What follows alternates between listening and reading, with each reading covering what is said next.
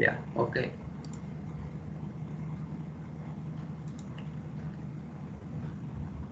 Question is very simple.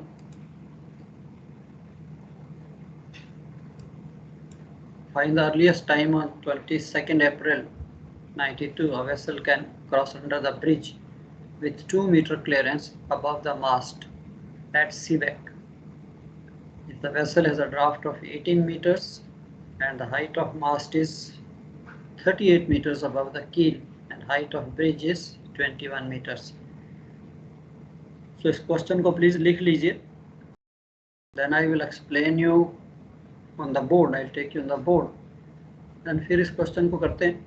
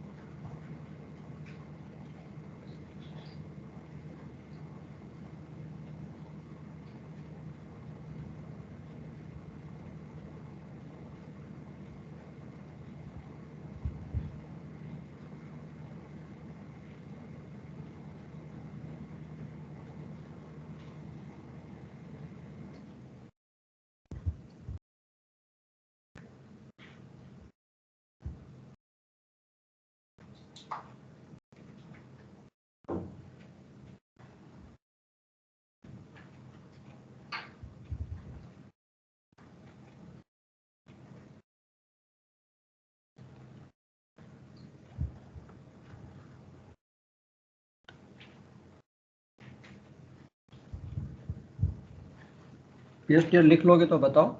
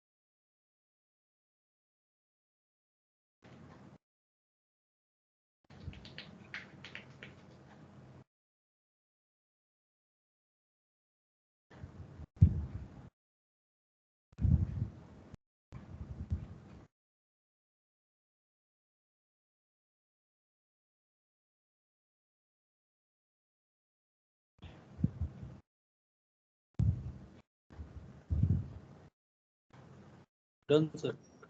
Yeah, okay. So I'm sharing the screen. So सबने लिख लिया? I hope. Anybody still writing?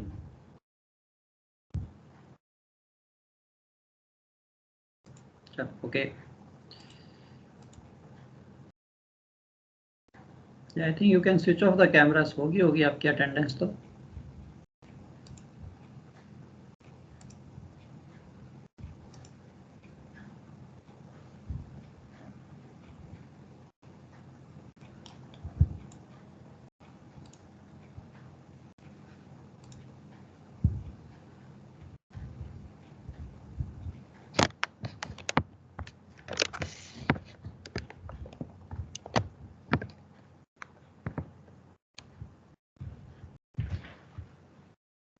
Yeah, I hope all of you can see the board.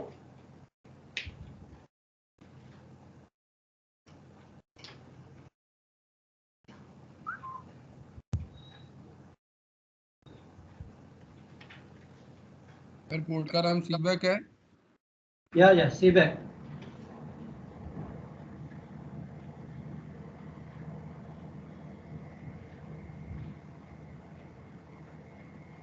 Okay, in these type of questions, like when we need to calculate the clearance about the bridge, cameras of कर लीजिए बच्चे, आपकी bandwidth थोड़ी अच्छी हो जाएगी. Yeah.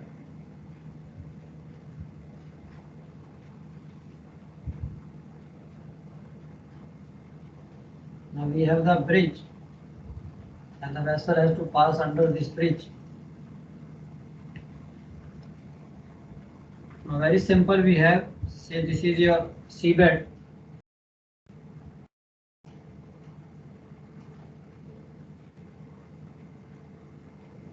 And this is what we call, say,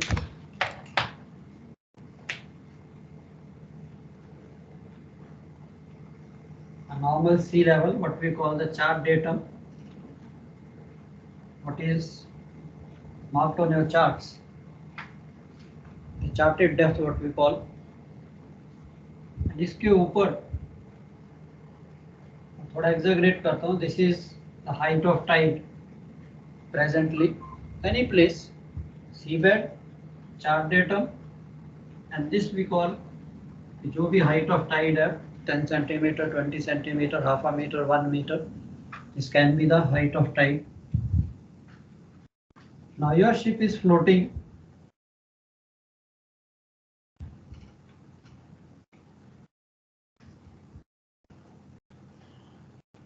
and you have a mast here. Now these bridges, their heights, lighthouses, their heights, which is marked on the chart, is from something called the mean high water spring. Mean high water spring.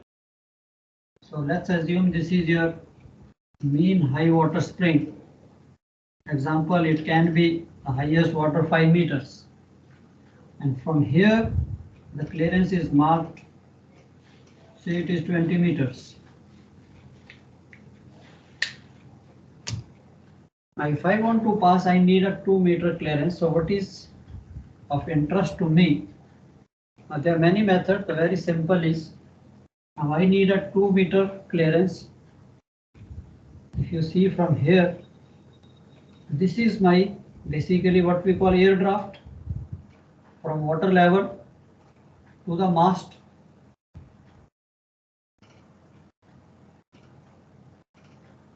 This is my air draft. Now, if I want 2 meter clearance, and this is 20 meters, and suppose my air draft comes, say 21 meters. Air draft very easy. आपका जो, this is your normal draft, and this is how much is above the water level up to the mast. Now this clearance is 20 meter. I need 21 meter is my mast. I need 23 meters. So मेरे को air draft जो है, और total clearance above the water level required is 23 meters. 21 meter, I again repeat, 21 meter my air draft.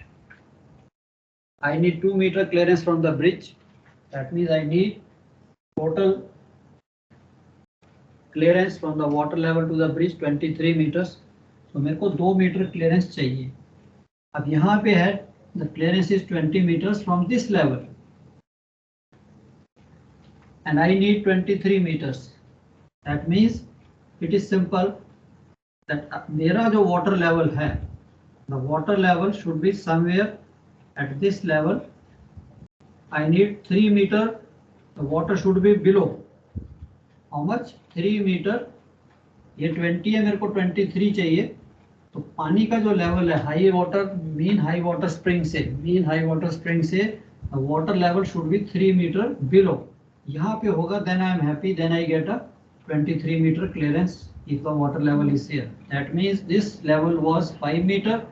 ये 3 meter नीचे होना चाहिए. So I straightway come to know what should be my height of tide when I pass under the bridge. ये height of tide कितनी होनी चाहिए? This is 5 meter.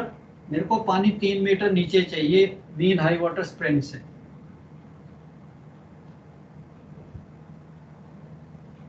This is what we call the height of tide. ये height of tide कितनी होनी चाहिए so that I can pass with 2 meter clearance. Again, I repeat again. chart datum, any particular height of tide, this gives me the total depth. What we call is the total depth at any time is equal to charted height or charted depth plus height of tide is what we call the total depth.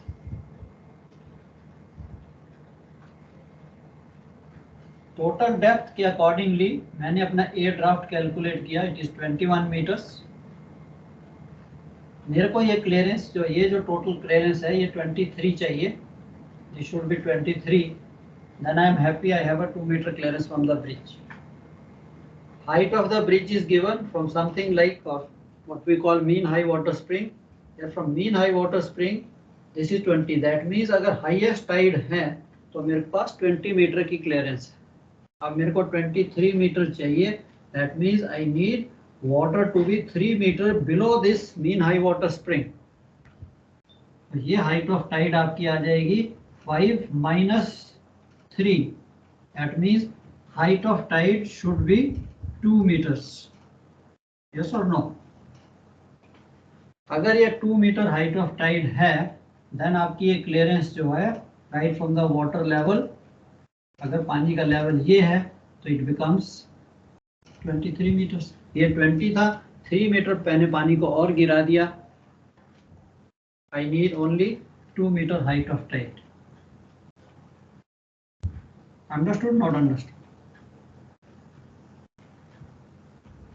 Not understood sir. Okay, once again sir. हाँ जी sir, इसमें अपने पास जैसे 38 अपने को कील से bridge दे रखा है, एयर मास वो दे रखा है एंड अपना ड्राफ्ट दे रखा है, तो डायरेक्ट माइनस करेंगे तो अपने पास 20 तो वो आ गया, जो 38 - 18 करेंगे तो correct. Total height from the कील इज 38 मीटर्स। हाँ, इज योर ड्राफ्ट। अपने पास क्लियरेंस आ गया कि 20 मीटर, ड्राफ्ट 18 मीटर है, एयर ड्राफ्ट 20 मीटर आ गया सर। करेक्ट। एयर ड्राफ्ट पास ड्राफ्ट 18 मीटर है, मेरा एयर ड्राफ्ट आ गया 20 मीटर। हाँ, और अपने पास ब्रिज का जो दे रखा है वो 21 दे रखा है, तो मतलब 1 मीटर और चाहिए मीन हाई वाटर से। करेक्ट करेक्ट, तो ये आपका 21 मीटर है। हाँ, अब मेरा एयर ड्राफ्ट है 20 मीटर्स, मेरे को 2 मीटर, इतनी 1 मीटर चाहिए, 2 मीटर क्लियरेंस चाहिए। 2 मीटर की क्लियरेंस चाहिए, तो 1 मतलब मीटर उनको सर 22 और चाहिए। ओके, 2 मीटर या 2 मीटर की क्लियरेंस चाहिए, दैट मीन्स मेरे को total clearance from the water level I should have 23 metres. 20 + 2 22 होगा ना सर, 23 कैसे होगा? 23 हो गया ना। 20 मीटर आपका एयर ड्राफ्ट है, हाँ यहाँ जी से सर। मेरा एयर ड्राफ्ट 20 मीटर्स है। 2 हाँ जी मीटर सर। 2 मीटर की मेरे को क्लियरेंस चाहिए। सर सर सर उसकी हाइट 21 मीटर की है, ब्रिज की हाइट 21 मीटर की है, ठीक है जी। हाँ, मैं अभी 20 मीटर पे हूँ, मेरा Okay. 1 मीटर ऑलरेडी डिफरेंस है, मेरा 1 मीटर ऑलरेडी डिफरेंस है। 1 मीटर और ही तो चाहिए। हाँ जी, और अगर अभी मैं 1 मीटर और डालूंगा तो मेरा 2 मीटर हो गया ना सर क्लियरेंस। करेक्ट। अब हाँ आपका तो सर, एयर ड्राफ्ट देखिए, अभी आपका ड्राफ्ट है 21 मीटर, यस 20 मीटर, तो ये तो मैंने एग्जांपल लिया था। ये आपका एयर ड्राफ्ट 20 मीटर, आपको 20 मीटर। क्लियरेंस चाहिए 2 मीटर की। हाँ जी। एयर ड्राफ्ट 20, क्लियरेंस 2 मीटर की, सो कितना हो गया? 22 मीटर। हाँ, हाँ जी 21 सर। मीटर अपने पास है सर 1 मीटर ऑलरेडी है। करेक्ट, 21 मीटर आपके पास है, तो मेरे को क्या चाहिए? 1 मीटर 1 पानी मीटर नीचे का, मतलब 1 लो मीटर वाटर का, निकालना है, 1 मीटर कम कब होगा basically? 1 metre height of tide चाहिए सर बस मुझे। No no no, 1 metre height of tide नहीं चाहिए, 1 मीटर पानी मीन हाई वाटर स्प्रिंग से नीचे गिरना चाहिए। अब ये एग्जांपल मैंने दिया आपको, example mean high water spring example is 5 metre. Mean height से नीचे गिरना है। Mean high water is 5 metre, that means ये जो आपकी डेप्थ है, ये जो 4 डेटम से यहाँ तक है, ये 5 मीटर है। दिस इज हम मीन हाई वाटर कह रहे हैं एग्जांपल के तौर पे। I don't know, I check how much is the mean high water for this particular port. अब वो यहाँ पे कहता है mean high water spring the highest tide तब उठेगा तब आपके पास ब्रिज की क्लियरेंस 21 मीटर आती है। अब मेरे को 1 मीटर और चाहिए, दैट मींस कि 1 मीटर पानी जो है बेसिकली ये यहाँ पे होना चाहिए, 1 मीटर नीचे होना चाहिए। ये जो मैंने बताया 1 मीटर नीचे, 1 मीटर नीचे पानी होगा तो आपको 1 मीटर नेचुरली शिप 1 मीटर नीचे आ जाएगा तो ऊपर 1 मीटर क्लियरेंस मिल जाएगी। सर लेकिन फिर कैलकुलेट क्या करना है, लाइक वो टाइड की वैल्यू में से क्या कैलकुलेट करना है, किस आपको चीज? निकालना, यस, आपको कैलकुलेट करना है कि जब मैं इसके नीचे से पास करूं what should be the height of tide. हाँ तो सर कितनी होनी चाहिए सर, 1 मीटर ना? अगर 1 मीटर हाइट ऑफ टाइड है, ये चार्ट डेटम है, और अगर आपका ये हाइट ऑफ टाइड आप कहते हो दिस इज 1 मिनट, उसको डाउट क्लियर होने चाहिए। अगर आप कहते हो ये हाइट ऑफ टाइड आपके पास 1 मीटर है, इफ यू नीड 1 मीटर, अब आपकी क्लियरेंस कितनी बनेगी? How much clearance you will get on top? Sir नहीं, मुझे नहीं पता लगा सर। मैंने सब मिटा दिया अभी। आपके पास उसने एक क्लियरेंस दे दी यहाँ पे कि यार जब 5 मीटर 5 मीटर टाइट था तो ये ब्रिज जो है 21 मीटर की क्लियरेंस देगा। मेरे को चाहिए 22 मीटर की clearance. It is very simple कि यार पानी को 1 मीटर मीन्स जो टाइट है वो यहाँ पे होना चाहिए, अब मेरा जहाज safely can pass with 2 metres. अब ये जब 1 मीटर नीचे होगा, ये 5 मीटर है, तो हाइट ऑफ टाइड कितनी हो गई? 4 मीटर। तो बेसिकली मीन हायर वाटर से निकालेंगे टाइड के पहले डिस्टेंस, कितना टाइड चाहिए। करेक्ट, यहाँ से पानी 1 मीटर नीचे गिरेगा। अगर यहाँ से पानी इस लेवल से अगर 1 मीटर नीचे है, यहाँ पे 4 मीटर पे है, तब ये क्लियरेंस मेरा शिप तो यहाँ फ्लोट करेगा ना, तो मेरे पास ये क्लियरेंस कितनी हो जाएगी? ये 21 है, 21 ये प्लस 1 मीटर ये 21 तो उसने यहाँ से दिया। अब मैंने पानी को 1 मीटर नीचे कर दिया, दैट मीन्स चार्ट डेटम से पानी का लेवल यहाँ तक होना चाहिए। यहाँ तक 5 मीटर है, तो यहाँ तक कितना होगा? 5 माइनस 1, 4 मीटर। सर 5 मीटर कहाँ से आया सर, 5 मीटर कहाँ से आया सर?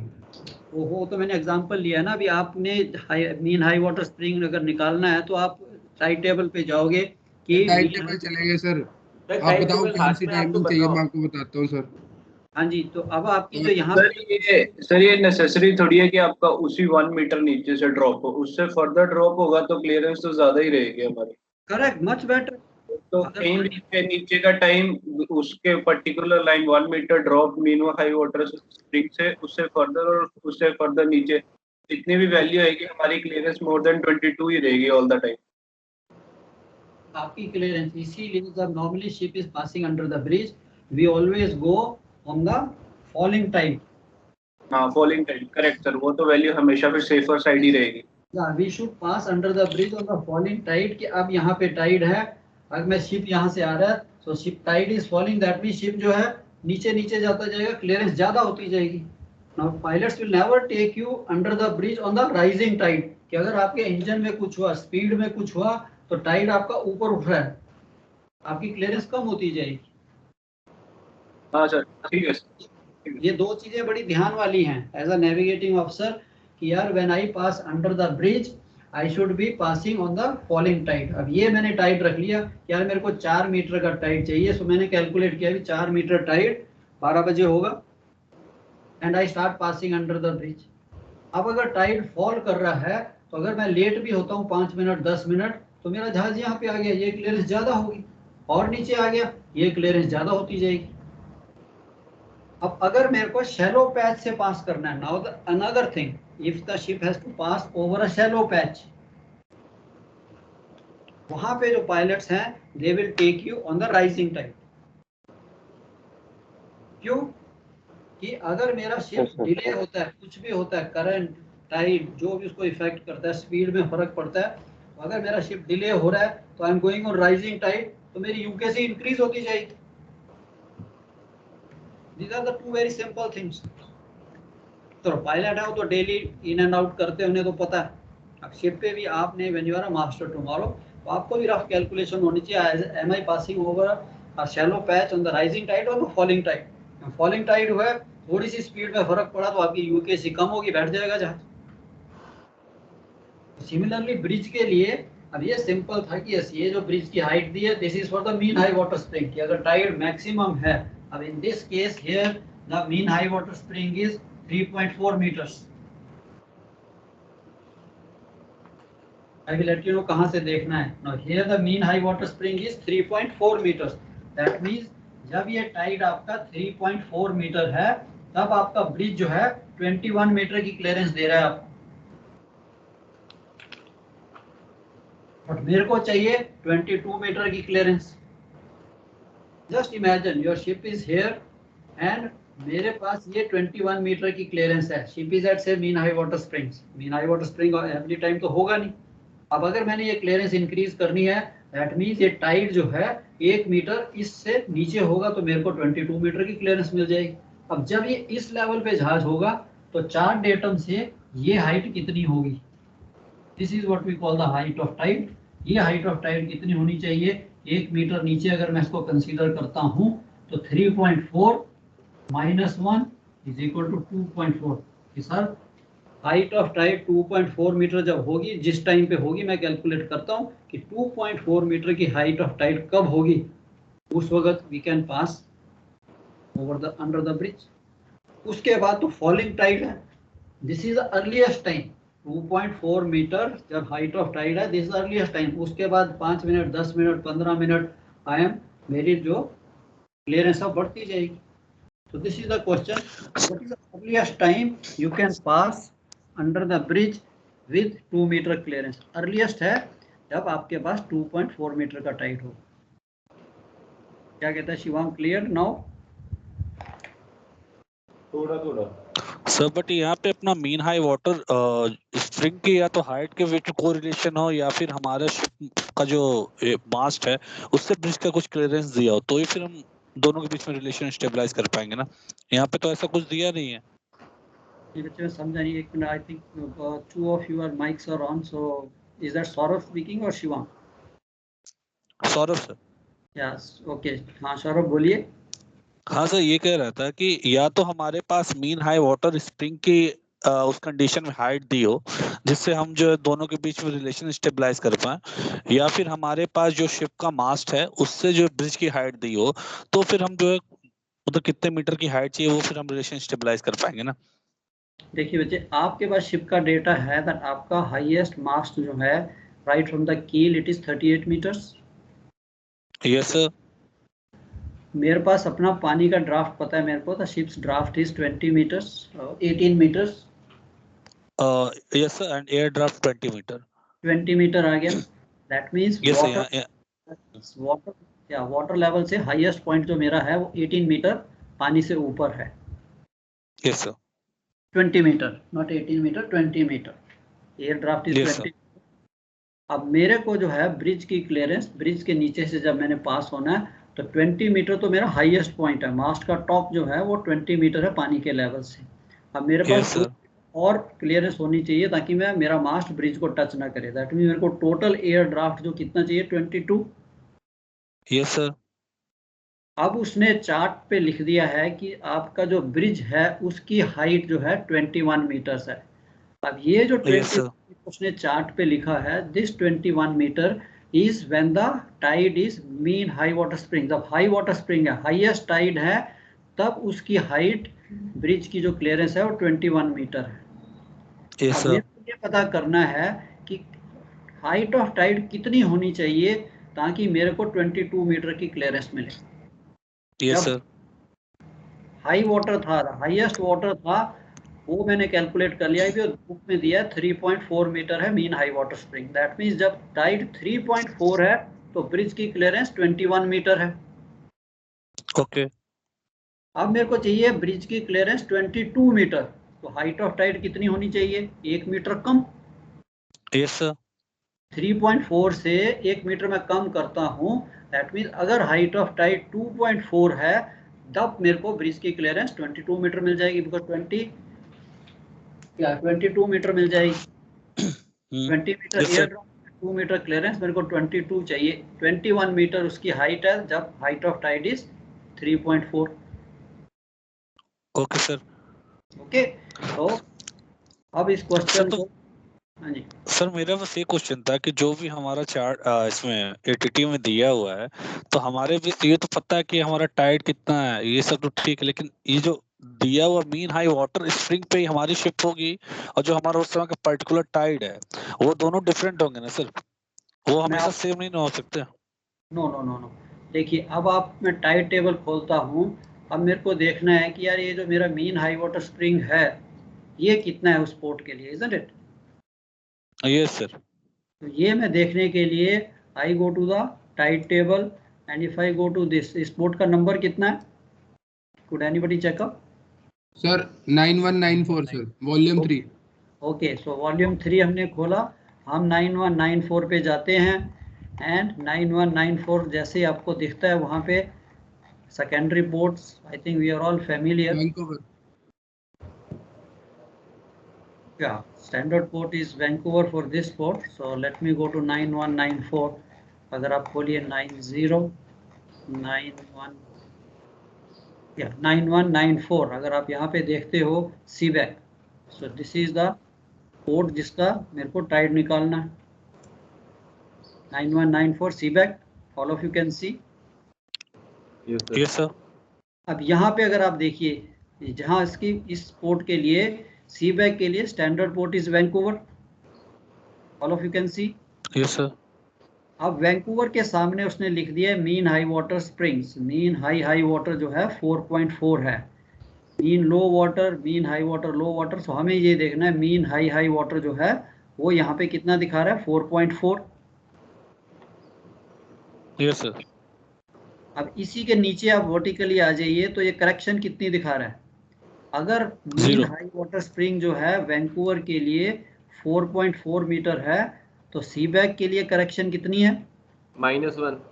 -1 मीटर। ये वाली, ये जहां मैंने अपना ये कर्सर रोका, -1 मीटर, isn't it?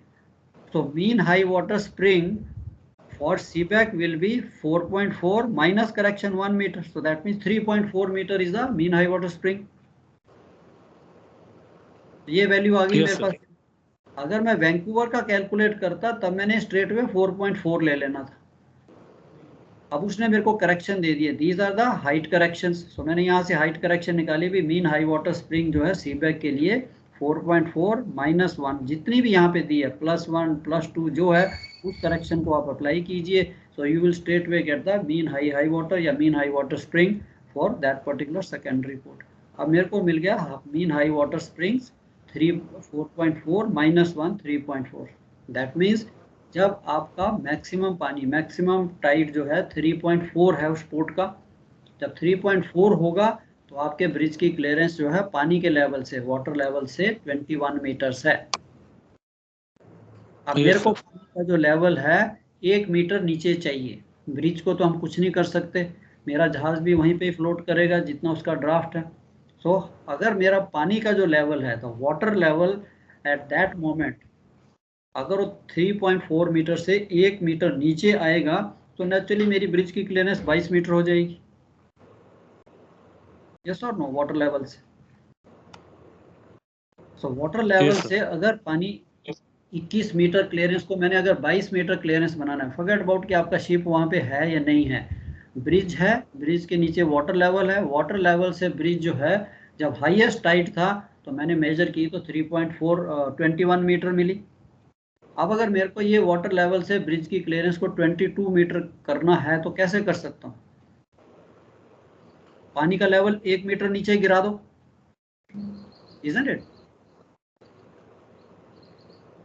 अब पानी का लेवल 1 मीटर नीचे मीन्स कि मैंने तो टाइड था 3.4, एंड अगर टाइड 2.4 होता है तो ब्रिज की क्लियरेंस वाटर लेवल से 22 मीटर ऑटोमेटिकली हो जाती है। अगर पानी और 1 मीटर नीचे जाता है हाई वाटर स्प्रिंग से, 3.4 से 2 मीटर नीचे जाता है, तो आपका हाइट ऑफ टाइड होगी 1.4। जब हाइट ऑफ टाइड इज 1.4 तब आपके ब्रिज की क्लियरेंस कितनी होगी? 21 + 2 23 metres. Clear? I hope understood now. Yes, sir. चलो, ये तो था आपका टाइड का। सो अब आपने इसी क्वेश्चन को कैसे करना है कि पहले तो आप अर्लीस्ट टाइम निकालिए. So first of all you find out the tidal predictions. So tidal predictions हम निकालें. सो आपको अर्लीस्ट टाइम पूछा है, so no need to go for all the 4 timings. You can go only the earliest वाले जो हैं. अब in this cases जैसे अर्लीस्ट निकालना है तो कई बार आपका what is the tidal predictions for Vancouver? Standard port is Vancouver.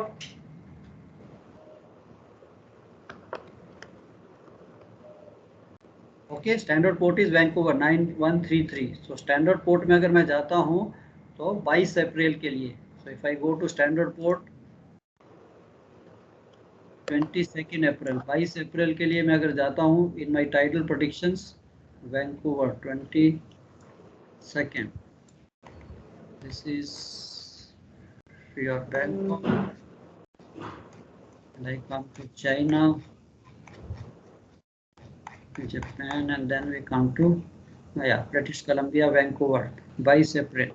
This is your tidal predictions for Vancouver on 22nd April, isn't it?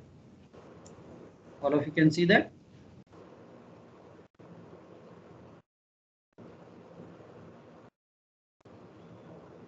अब यहाँ पे आपको थोड़ा सा केयरफुल रहना है. यहाँ उसने जो टाइडल प्रेडिक्शन दी है उसका फर्स्ट जो है low water is at 0329.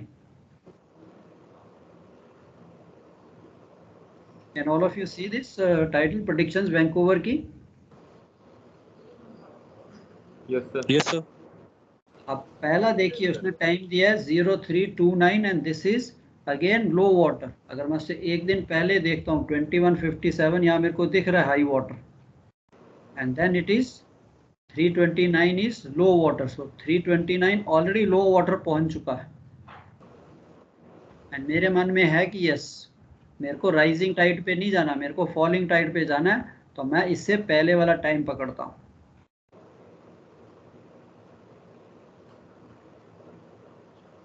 2157 is high water and next is your low water. So that means somewhere in between earliest time I can find out. अब मेरे को height of tide कितनी चाहिए? So पहले तो मैं tide sir height of tide चाहिए 2.4. तो सर ये वाला क्यों पकड़ेंगे? 3.4 चाहिए. 3.4 कैसे? 4.4 थी ना, उसमें से 1 माइनस करेगा 3.4 होगी ना. ये तो उसकी करेक्शन हुई, बट उसमें से मुझे भी तो 1 मीटर कम चाहिए. या 3 करेक्ट. शिवांग ठीक कह रहा है. 3.4 बच्चे, that is the mean high water spring for सीबैक. हाँ तो सर 1 मीटर कम चाहिए ना उससे. मेरा 2.4 चाहिए ना मुझे. Correct, very right. हाँ तो मैं ठीक बोल रहा हूँ सर. तो पहले तो हमने मीन हाई वाटर स्प्रिंग निकालना है. मीन हाई वाटर स्प्रिंग निकालने के लिए हमने देखा है वैंकूवर पे 4.4 minus correction 1. So mean high water spring की वैल्यू आ गई सीपैक के लिए 3.4. अब मेरे को 3.4 is the high mean high water spring at Seaback. पानी 1 मीटर से नीचे चाहिए. हाँ तो सर 2.4 चाहिए ना, तो ये 7:36 और 15:12 के बीच में आएगा ना. बच्चे अर्लीस्ट टाइम चाहिए. अर्लीस्ट टाइम मींस मिडनाइट के बाद. Ship can not wait till 1500. तो सर 2.4 तो है ही नहीं, लेकिन 2.4 चाहिए ना. यस, तो 2.4 जो है हाइट ऑफ टाइड आपको कितनी चाहिए? 2.4. हाँ सर.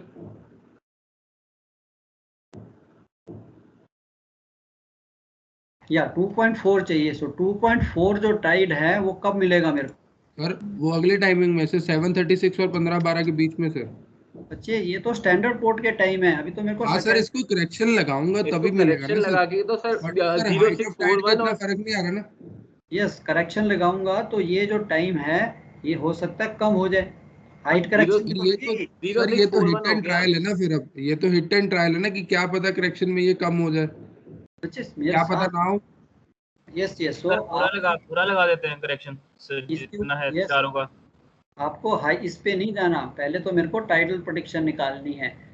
तो अगर आप चारों टाइडल प्रेडिक्शन निकालते हैं, let's see first of all CPEC की करेक्शन भी तो लगेगी. करेक्शन में हो सकता है ये 3.4 है, इसमें ये लेस देन 2 मीटर आ जाए. करेक्शन करके देख रहे हैं सर, करके देखते हैं सर. सीजनल करेक्शन तो कुछ नहीं है, टाइड हाइट करेक्शन करके देख लेते हैं. करेक्ट. हाँ तो सबसे पहले ये तो मैंने आपको समझाया कि कैसे करना है. क्वेश्चन को जब करना है तो सबसे पहले हम नॉर्मल टाइडल प्रेडिक्शन निकालेंगे. तो इसलिए अगर आपको ये चारों टाइम में निकालनी है निकाल, बट इन माय ओपिनियन उसने अर्लीस्ट टाइम पूछा तो मैं ये दो टाइम ही पकड़ता हूँ, इन दो टाइम्स की 2157 एंड 329 के बीच के सीबैक के लिए निकालता हूँ कि यार what will be the high water time and high water height and low water time and low water height. अब हम ये निकालते हैं पहले, तो इसको ज़रा कीजिए इन दो पहले वाली। तो रिमेंबर दिस, यहाँ पे देखो ये टाइड क्वाइट क्लोज है, तो ये नहीं है कि हमने 20 सेकंड का पकड़ा एंड 3.3 और 3.7 के बीच में चले गए तो फिर आपका गलत हो जाएगा। तो ये राइजिंग टाइड आ गया।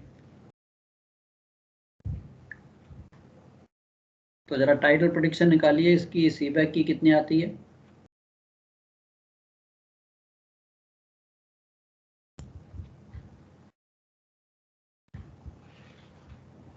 आपने टाइमिंग्स लिख लिए 2157, 329, 726, ये चारों टाइटल प्रेडिक्शंस थी वैंकूवर की।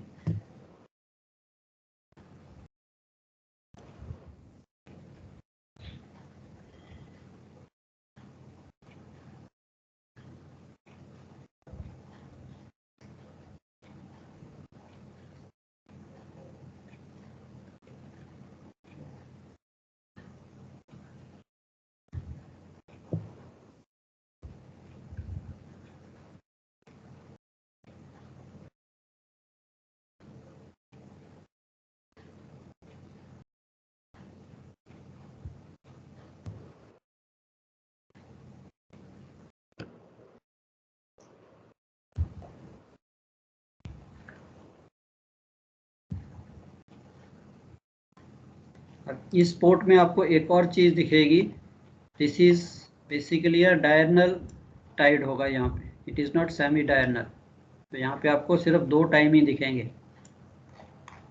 सर 2.82 और 0 मीटर आया सर। या कितनी आई आपकी हाइट ऑफ टाइड? सर 736 पे 2.82 और 15-12 पे सर 0, या मैं भी गलत किया, मैं भी It is 2102 and 0244, 3.46. ये मैंने टाइमिंग नहीं, मैंने सर ये टाइमिंग नहीं ली, मैंने दूसरी ली। आगे वाली पीछे लेके देखते हैं सर, ठीक है। Yeah.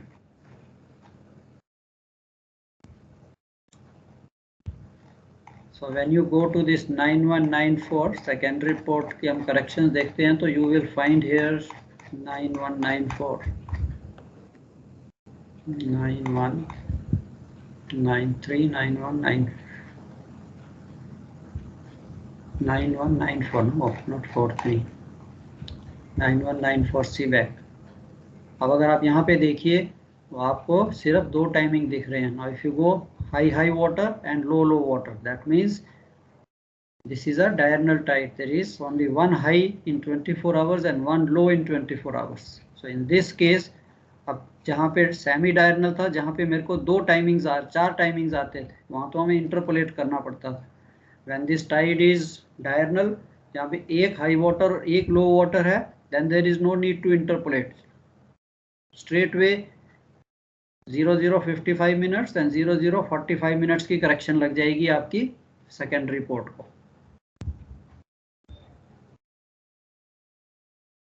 I hope understood this.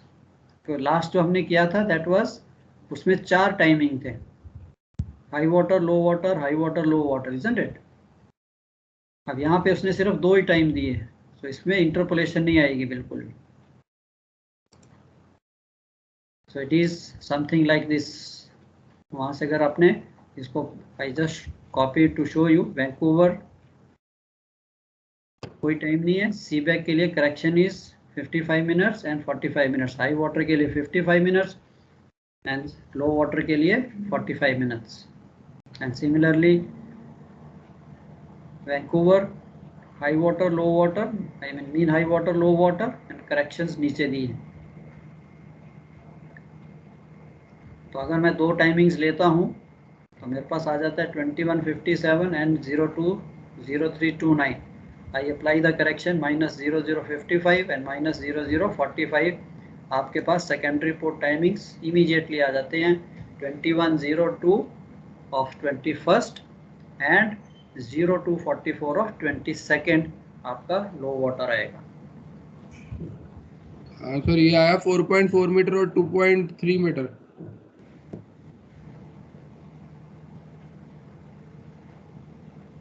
corrected heights are 3.46 and 2.2. 4.5 है, सॉरी। हाँ Yes, they are in front of. Sir हाँ sir, 3.46 and 2.2 meter. Yeah. Sir ये एक बार ये जो ये स्टेप है ये बताना, ये जो अपना प्रिडिक्शन हाइट है जो स्टैंडर्ड पोर्ट निकाल लिया, इसके बाद मीन सीजनल वाला लगा दिया, फिर ये 4.5 और 3.3 कैसे लगाया? ये मैंने हाइट ली ना स्टैंडर्ड पोर्ट की 4.5। ये सर नीचे कीजिए, ये तो ले ली 4. ये जो -1.04 और 1. ये हाँ, ये बच्चे करेक्शंस लगानी है। These are the height differences. अब मैंने 4.5 मीटर के लिए कैलकुलेट करना है। मेरी स्टैंडर्ड पोर्ट की जो हाइट है वो 4.5 है। अब यहाँ पे आ जाइए, अगर तो ये हाइट 4.4 होती तो -1 थी करेक्शन। अगर हाइट जो है 3.9 होती तो 0.8 थी। अब मेरी हाइट कितनी है 4.5, सो 4.5 के लिए इंटरपोलेट कीजिए। तो ये थोड़ा सा, तो यहाँ पे आ गया 1.04, तो -1 है 4.4 के लिए। So this is we have to extrapolate. Extrapolate means linearly ये बाहर चला जाएगा। क्लियर? 1 minute sir. यहाँ पे ये दो सेट हैं, ये देखिए तो मैंने हाईलाइट किए कि difference between high water standard port के 4.4 and 3.9। 0.4 minus 3.9, the difference of 0.5, there is a difference of 0.2 in the secondary port correction. Sir यहाँ पे ये जो सेकेंडरी पोर्ट का डाटा है इसमें हाइट डिफरेंस अलग नाम से लिखा होता है कुछ, जैसे MHHW, MLHW, MHLW। Yes, वो it is तो same ये thing. आपने नीप और स्प्रिंग में लिखा हुआ है। Yeah, it is almost same. This is mean high high water, mean low high water, mean high low water and mean low low water. Because this is a diurnal tide. आपने देखा यहाँ पे high high water and low low water. Semi diurnal होता है जहाँ पे 4 tide and 2 highs and 2 lows in 24 hours. यहाँ पे आपको 1 हाई एंड 1 लो ही है, इसलिए उसने इसको मीन हाई हाई वाटर कर दिया और मीन लो हाई वाटर कर दिया। मतलब सर जो हाई हाई और लो लो होगा साथ साथ में वो स्प्रिंग यस का है, और जो लो हाई और हाई लो होगा वो नीप का है। यस।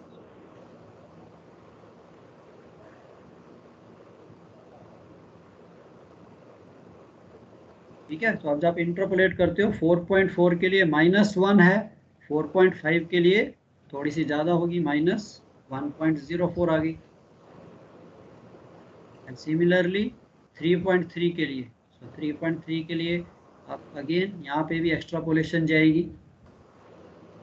सर कितना आया सर? 2 बजे रात को 2:20। Answer is 0142। मेरे सारे गलत हैं। Okay sir, thank you. यहाँ तक हो गया बच्चे सबका? ये देखिए पहले इनको करने दीजिए। हाइट डिफरेंसेस हो गए सबके? निकाल लिया आपने हाइट डिफरेंसेस? वाला हाइट डिफरेंस बताना सर एक बार, किन दो वैल्यूज के बीच में इंटरपोलेशन होएगा? हाँ जी, 1.08 के लिए सर किस में इंटरपोलेशन होएगा? या 1.08 अगर लो वाटर है तो इन दोनों में 2.9 एंड 1.2। ये कम हो रहा है, देखो 1.2 माइनस था, यहाँ पे 1.1 हो गया, तो 3.3 के लिए और कम हो जाएगा, इजंट इट? एक्स्ट्रापोलेशन हो रही है।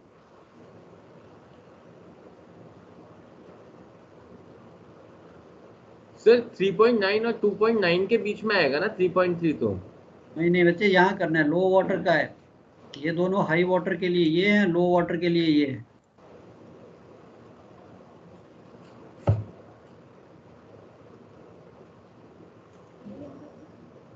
नीचे रख दो 2.9 1। सर एक बार दिखाना ऊपर।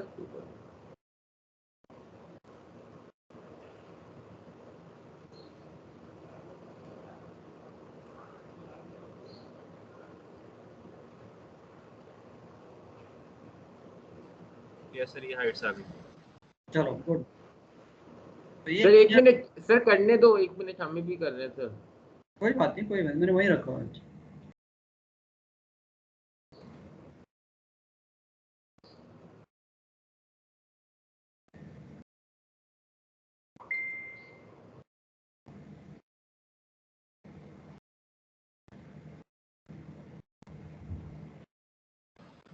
सर अगर हमें मतलब ये तो आपने लिया वो क्योंकि वो मतलब आपने निकाला था, अगर हमें नहीं पता तो हमें सारे टाइम निकालने पड़ेंगे। नहीं बच्चे, सारे टाइम तो देखो लेट होता जाएगा ना। अर्लीस्ट अगर उसने क्वेश्चन में लिखा है अर्लीस्ट, तो अर्लीस्ट जो है वो मिडनाइट से शुरू हो जाता है। बट सर वो उस टाइम जैसे देखो वो स्टैंडर्ड पोर्ट का गिवन था सारा का सारा डाटा ना, तो हमें पता नहीं था कि उसी करेक्शन लगा के कितना आएगा। करेक्ट। तो अगर उस टाइम वो टाइड ही ना है जो हमें चाहिए, तो फिर तो हमें नेक्स्ट जाना पड़ेगा।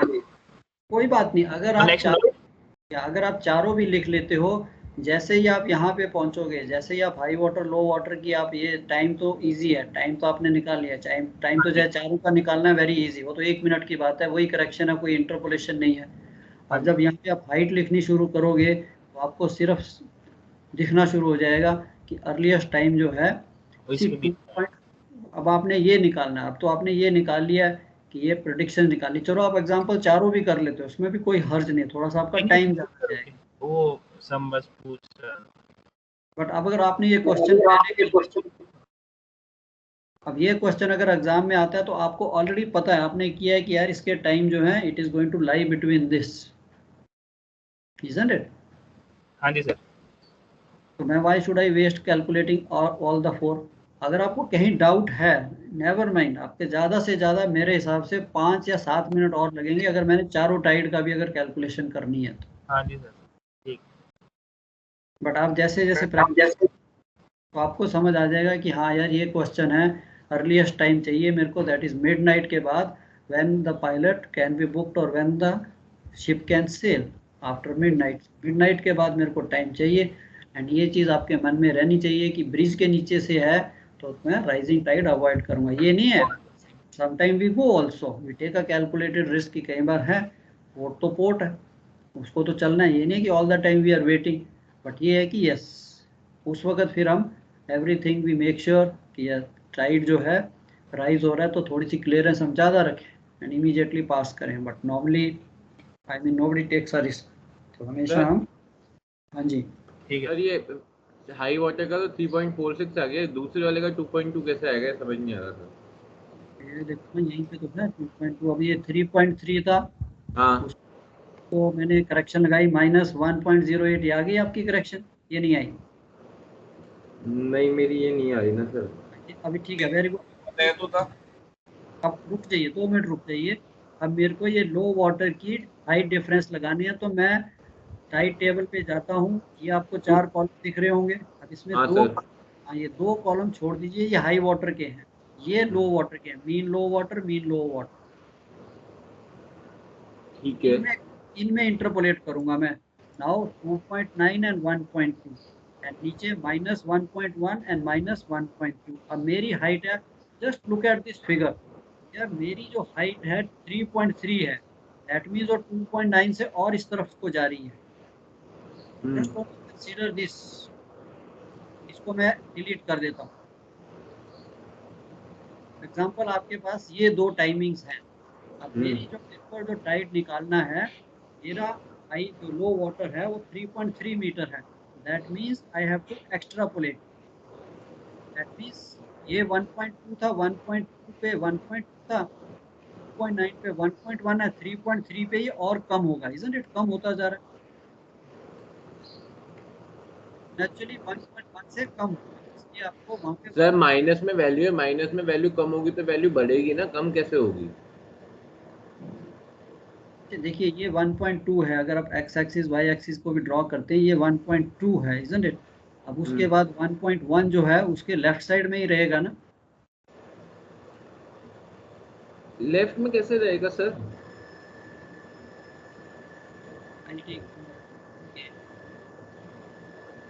माइनस की वैल्यू तो जैसे जैसे कम होगी पॉजिटिव मानते हैं ना, जैसे -1.2 फिर ये देखिए you can see the board. अब ये मेरे पास वैल्यू है, ये मेरे एक्स एक्सिस है, ये आपका 0 है, this is on the positive side, 1 2 3, इस तरफ -1 -2 -3। हाँ सर। अब जब ये -1 है, isn't it? अब उसने कहा है कि एक तो है -1.2, अब ये माइनस पे ही चल रहा है, one value is -1.2, Okay, 1.2 will lie. This is 1. ये 1.2 आ गया -1.2।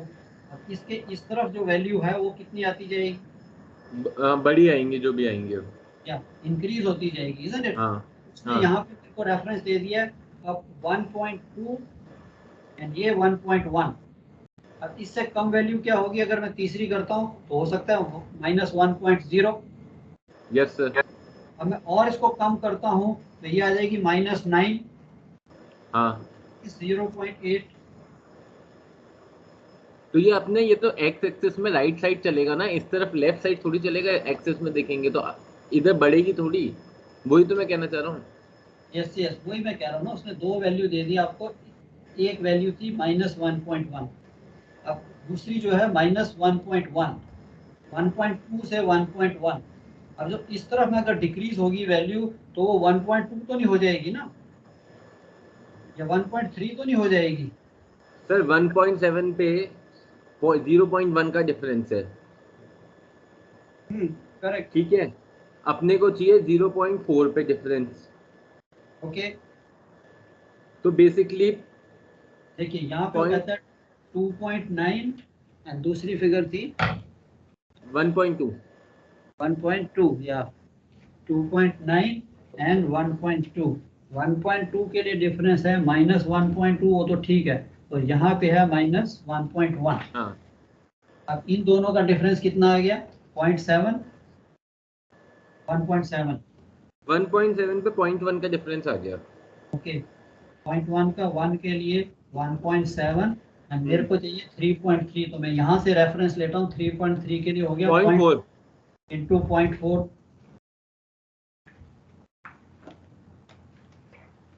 0.1 इंटू 0.4 डिवाइड बाय 1.7, 0.02,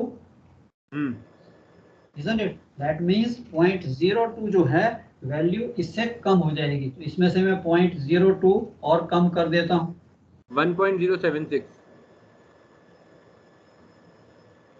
-2.08। ठीक है। अब आप जो उस पे जा रहे थे कि यस, अब ये वैल्यू, अब मैं आपको एक्स एक्सिस वाला भी, हम थोड़ा उल्टा चले गए थे, एक्स एक्सिस वाई एक्सिस पे भी जाता हूँ कि ये 1.2 है, 1 2 एंड ये 3। 1.2 कहाँ लाई करेगा, से 1.5, 1.2 will be here. Yes sir. 1.1 कहाँ लाई करेगा, पीछे से राइट साइड में आ जाएगा। वही तो कह रहा था मैं, हाँ तो ये प्लस होता जाएगा, एक स्टेज आएगी, ये आ गया आपका 1, 1.2 था, 1.1 here, 0.9 here, 0.8, 0.7, 0, +1, +2, +3, +4, isn't it? Yes sir. अब आई थिंक आपका माइंड भी क्लियर हुआ। We have now, we both were talking same thing, but थोड़ी अंडरस्टैंडिंग में फर्क आ रही थी कि यस, ये यहाँ पे एक्चुअल कम हो रहा है, मींस पॉजिटिव साइड में जा रहा है। This is what you want to, ठीक है। आ गया सर 2.22 आगे। चलो ओके, यहाँ तक हो गया।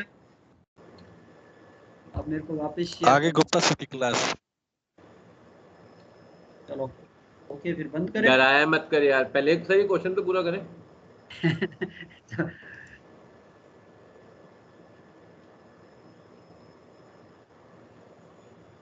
Okay, can you see this? हाँ ठीक है, आ गया अभी आपका 2.2। Yes sir. चलो अब आपने नीचे ये चीज को लिख लीजिए, height of the mast 38, draft of the ship 18, height of the mast above water level what we call the air draft is 20 meters, clearance above the mast required 2 meter, that means total height required above the water level is 22, and charted height of the bridge is 21. Height of tide below mean high water spring required is 1 meter, पानी मेरा नीचे आना चाहिए क्योंकि तभी मेरे को 22 की क्लियरेंस मिलेगी।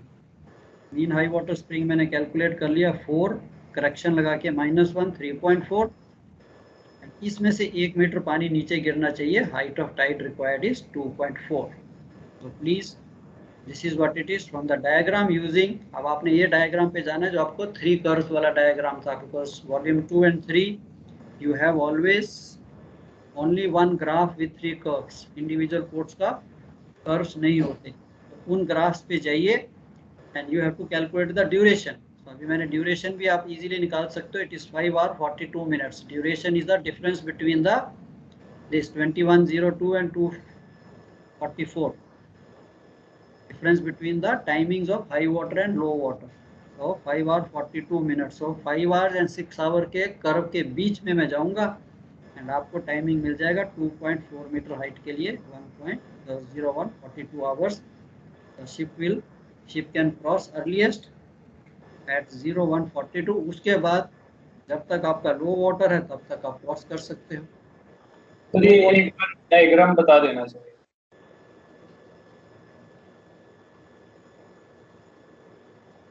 ये सर वो ग्राफ यूज और ये फाइल शेयर कर सकते हो आप? मैं पूछ रहा था सर. ग्राफ हाँ ये ग्राफ के लिए you have to go to the initial pages. उसके इनिशियल शुरू में ही आपको ये लीजिए. This is basically the graph which we use.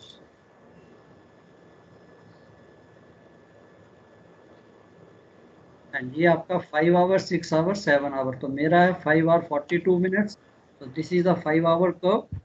सो मेरे को 2 मीटर 2.4 मीटर चाहिए. तो मैं यहाँ से रेज करता हूँ. पहले वही इंटरपोलेशन लाइन लगाइए लो वाटर हाई वाटर की एंड देन यहाँ से आप 2.4 मीटर जहाँ पे भी आता है 2.4 metre wherever you get 2.4 is basically coming.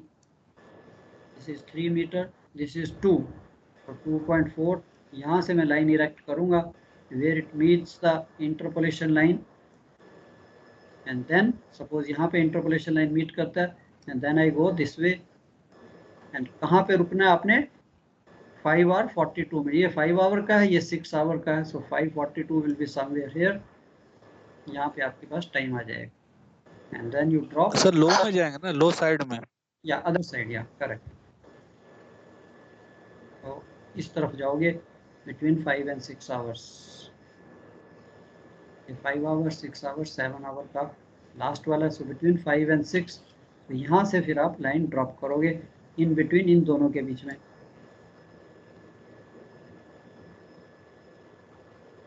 and you calculate the time so many hours after high water, जिसका आंसर आपको मिलेगा. you determine the time as 1 hour 42 minutes. Sir एक बार ये वाली स्लाइड ऊपर करना. और ऊपर. हाँ सर और ऊपर.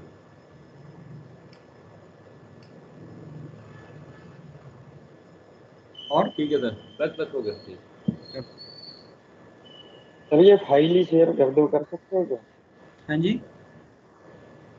ये फाइल जो है आपके पास इसको शेयर कर सकते हो? यार देख सकते हो हम लोग?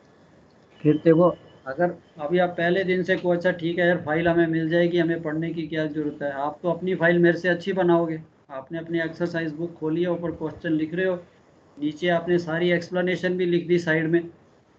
मैंने तो कहीं एक्सप्लेनेशन भी नहीं. तो दैट इज द आइडिया कि आप सर विदाउट चार्ट इंटरपोलेट नहीं कर सकते सर? बच्चे विदाउट ग्राफ.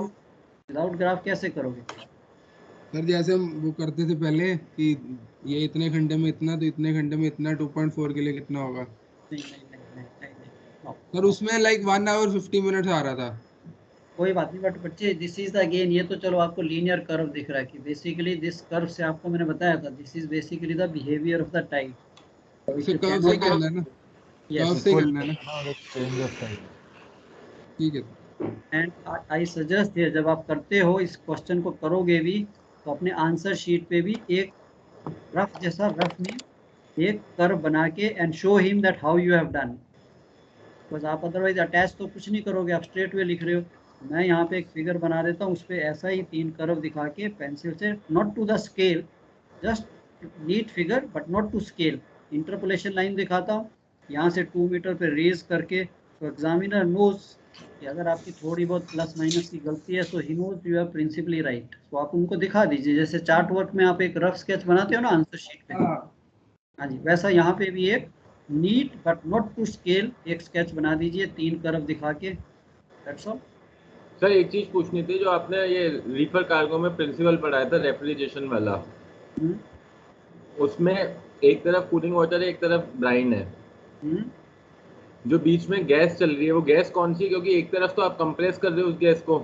अच्छा, that is again that refrigerant या फ्रीऑन एंड ऑल दैट, जो भी R32 आजकल जो चल रही है। तो ये इतनी कूल हो जाती है पानी से कि ये ब्राइन को वापस कूल कर दे? क्योंकि जैसे मैं देख रहा था कल कि एक तरफ आपने कंप्रेस किया इसको प्रेशर से, कंप्रेसर से, दूसरी तरफ से निकली वो पानी से ठंडी होके निकली P2 V2 वाली जो, फिर वो एक्सपेंशन वॉल के थ्रू जब पास होगी, व्हेन दिस गैस, जब इसको कंप्रेस करते हैं इसका टेम्परेचर भी ऊपर जाता है, compression will always give adiabatic change. वो तो उसको कंप्रेस किसी भी चीज को करोगे गैस का टेम्परेचर जाएगा, प्रेशर भी इंक्रीज हो जाएगा। फिर उसको ठंडा करते हैं जब वो एक्सपेंशन वॉल के थ्रू जाती है। रेफ्रिजरेशन थोड़ा कॉम्प्लिकेटेड है, इतना सिंपल नहीं जो हमने दिखाया।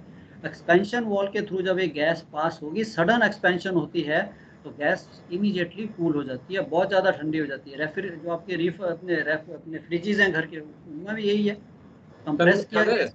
कूलिंग वाटर का मेरे समझ में आ गया कि सिंपल सा प्रिंसिपल है, जैसे मेन इंजन में पानी सही वाटर कूल, फ्रेश वाटर को कूल करता है, फ्रेश वाटर अंदर उसको कूल करता है, ये हीट एक्सचेंज से। ये तो मेरे समझ में आ गया कि पाइप में यहाँ से गई। ये एक्सपेंशन वॉल्व यहाँ पे क्या कर रहा है, मेरे एक तो ये नहीं समझ में आया कि ये यहाँ पे क्या काम कर रहा है बेसिकली, और उसके बाद ये ब्राइन को एक ठंडा कैसे कर रहा है? क्योंकि अगर एक्सपेंशन वॉल्व से पानी निकले, ये गैस निकलेगी तो ये भी तो ठंडी थोड़ी रहेगी, ये भी तो थोड़ी गर्म होगी। नो नो नो नो, जब वो एक्सपेंशन वॉल के थ्रू निकलेगी, जैसे आप गैस को एक्सपैंड करते हो, आपने देखा CO2 सिलेंडर, अपना CO2 एक्सटिंग्विशर, कभी ऑपरेट करके देखिए, इमीडिएटली उसकी जो आगे नोजल है उसके ऊपर पूरी बर्फ जम जाती है।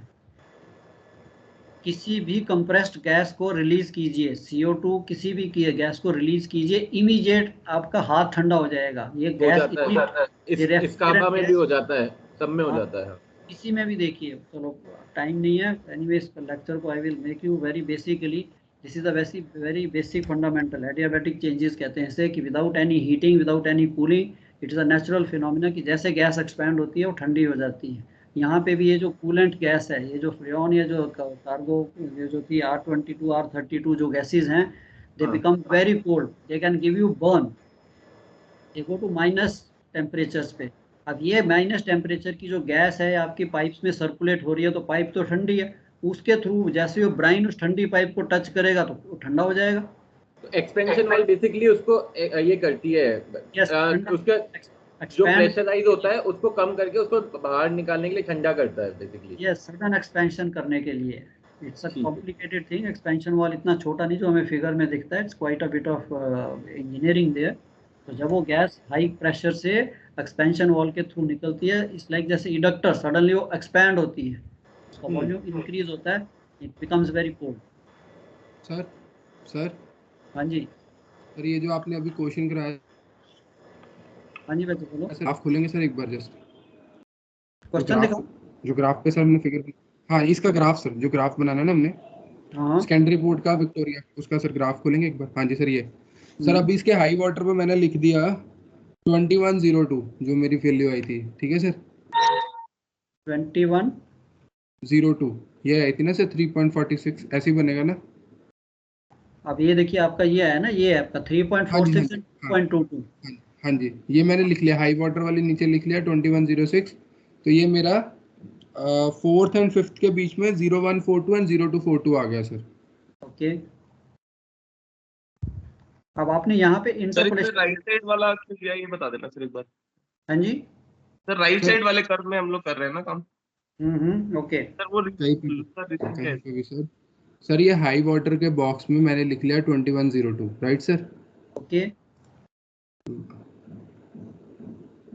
ये तो आपके टाइमिंग आ गई। अब हम हाइट से डील कर रहे हैं, तो कर्व में हमने ये दो हाइट लेनी, 3.46 एंड 2.22। तो मैं यहाँ पे मार्क लगाता हूँ 2.22, 2 मीटर्स 2.22 यहाँ पे, एंड ये लाइन में ड्रॉ करता हूँ। Course I can't draw on this, तो 2.22 एंड 3 कितनी थी, 46 यहाँ पे लेके जाता हूँ, ये लाइन को ड्रॉ करता हूँ। इंटरपोलेशन लाइन तो ड्रॉ करनी पड़ेगी आपको पहले। कर ली सर, ठीक है।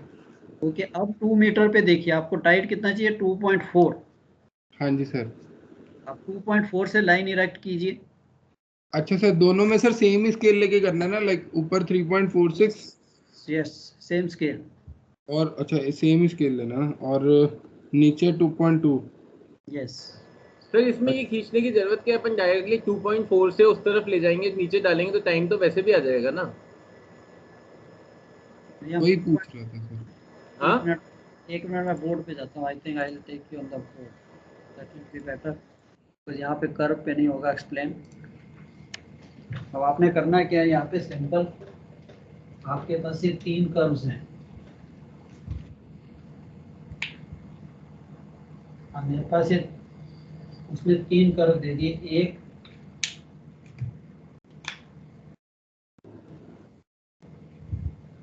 ये 2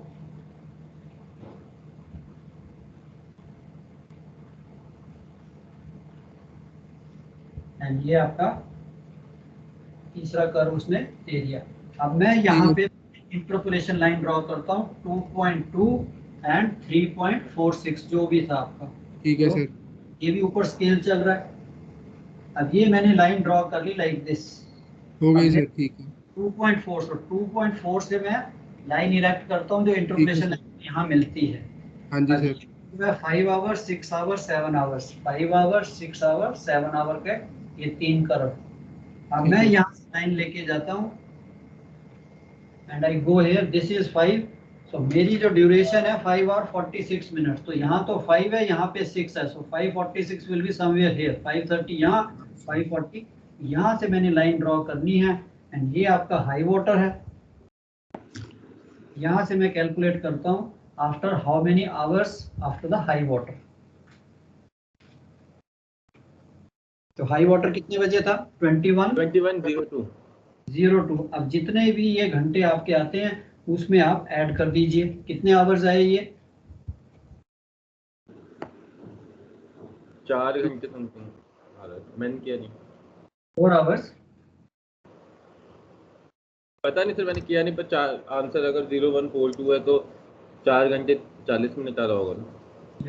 4 अगर 40 आता है तो 4:40 हम इसमें ऐड कर देते हैं।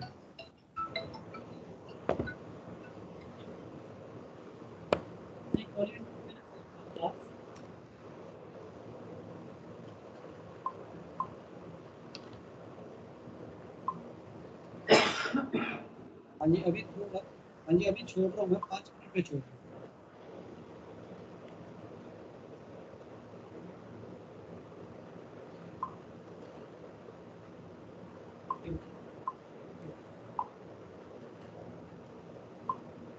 ठीक है बच्चे, समझे? तो ये आपने यहाँ पे कैलकुलेट करना है, ये जितना भी आया चाहे 442 आता है तो उसमें ऐड कर देता हूँ।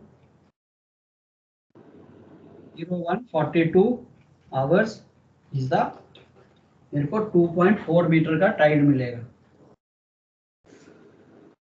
I hope clear.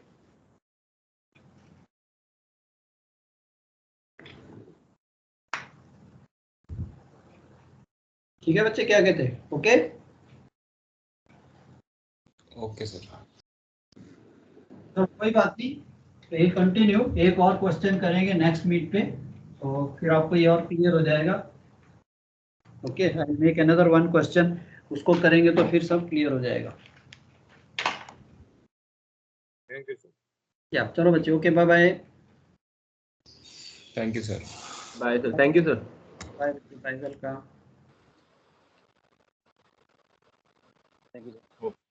सर आगे राजीव गुप्ता सर को पास कर देना कि अभी क्लास छोड़िए 10-15 पे, तो 15 मिनट बाद आए। ओके